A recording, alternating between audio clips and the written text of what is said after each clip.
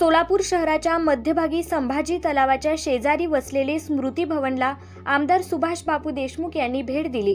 या ठिकाणी असलेले स्मृती उद्यान विकसित करणे, उद्यानमधील विविध गार्डन विकसित करणे, कॅक्टस गार्डन, बटरफ्लाय गार्डन, निसर्ग परिचय केंद्र, children park, pagoda park, nursery, eco library, पर्यटन विकास करणे याबाबत प्रस्ताव तयार करण्याबाबत चर्चा करण्यात आली। हे उद्यान विकसित झाल्यास पर्यटकांसाठी चांगले पर्यटन ठिकाण उपलब्ध होईल।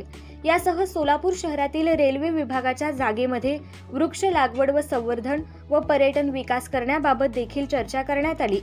शहरातील उद्यानासाठी आरक्षित जागेवर उद्यान विकसित करण्याबाबत देखील आराखडा तयार करण्याबाबत चर्चा झाली। यावेळी मनीषा पाटील, वनविभागीय अधिकारी सामाजिक वनीकरण, स्वप्नील सोलंकर, अक्षय मोरे, पर्यावरण अधिकारी, सोलापूर महानगरपालिका, किरण जगदाळे, उद्यान अधीक्षक, जीतू वाघमारे, पर्यावरण पर्यवेक्षक, रेल्वे विभाग, इर्शाद काझी, वनक्षेत्र अधिकारी, वनविभाग इत्यादी उपस्थित होते।